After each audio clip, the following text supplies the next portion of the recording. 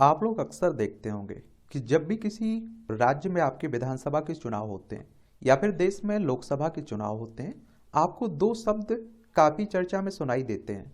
एक तो आपका एग्जिट पोल है और एक आपका ओपिनियन पोल है। एग्जिट पोल क्या होता है, ओपिनियन पोल क्या होता है, इन दोनों में अंतर क्या है? इस तरह के तमाम सवाल आप लोगों के भी रहते होंगे। तो आज की इस क्लास में हम लोग इनके बारे में विस्तार से जान लेते हैं। और देखिए, हम लोग अगर एग्जिट पोल की बात करें, किसकी, एग्जिट पोल की बात करें, तो एग्जिट पोल भी एक तरह का चुनावी सर्वे होता है। और ये सर्वे उस वक्त किया जाता है जब वोटर्स मतदान केंद्र से वोट देने के बाहर आते हैं।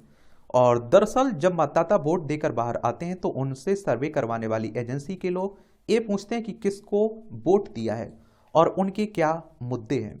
सर्वे कंपनियों के कुछ सवाल होते हैं जिनके जवाब के जरिए ये जानने की कोशिश की जाती है कि इस बार जनता का मूड क्या है और किस पार्टी को ज्यादा वोट मिल रहा है। ये सर्वे चुनाव होने के बाद का होता है जिसमें बदलाव की संभावना नहीं होती है। लेकिन एक बात आप लोग भी जानते हैं और ये आपने भी अनुभव की होगी और अक्सर देखा होगा कि जब हम वोट डाल के आते हैं तो हम जिस पार्टी को हम वोट देकर आते हैं ना, उसका नाम लेने से बचते हैं। हो सकता है कि ये डर की बात हो कि उम्मीदवार को हमने वोट नहीं दिया, हम किसी और का नाम ले लें, हमें नुकसान पहुंचाया जाए। तो इसलिए कई बार देखते हैं कि एग्जिट पोल गलत भी साबित हो जाते हैं। तो ये भी आप लोगों को ध्यान रखना चाहिए। फिर एक शब्द आता है ओपिनियन पोल। तो ये चुनावी सर्वे वोटिंग से कुछ दिन पहले करवाया जाता है। जो एग्जिट पोल है, ये वोट डालने के बाद जो मतदाता निकलता है उससे ली जाती है जानकारी। और ओपिनियन पोल चुनाव की तारीख, चुनाव जिस दिन होना होता है उससे कुछ समय पहले करवाया जाता है।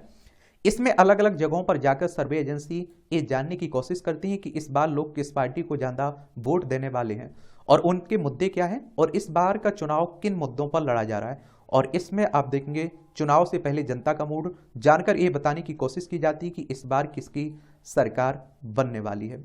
सीधा सा आप लोग समझिए, इसमें एग्जिट पोल आप देखते हैं कि कब जारी होते हैं, जब वोटिंग खत्म हो जाती है उसके बाद ही आते हैं।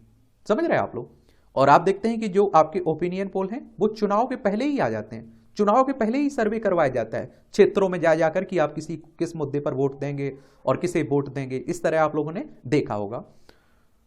और आप देखेंगे कैसे लगाया जाता है आइडिया।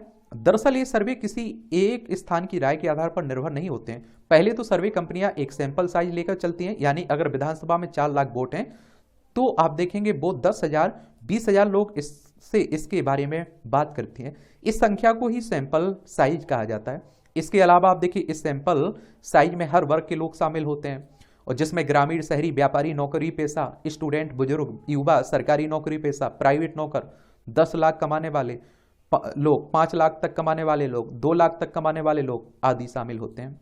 और इससे समाज के हर वर्ग की राय जानने को मिलती है और उनकी राय को एक जगह करके डेटा को रीड किया जाता है और उसके बाद नतीजे आता है। और इस बार किसकी सरकार बनने वाली है, कई बार एग्जिट पोल सटीक बैठते हैं और कई बार इसकी गलत तस्वीर सामने आती है। तो इसीलिए कह रहा हूं कि ज़्यादा आप लोगों को परेशान नहीं होना है।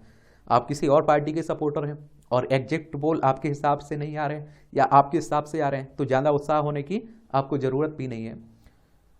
और एग्जिट होता है और आप देखते हैं कि सही आंकड़े तो चुनाव रिजल्ट आने के बाद ही मालूम चलते हैं। तो यही दोनों की कहानी है, एग्जिट पोल की और ओपिनियन पोल की।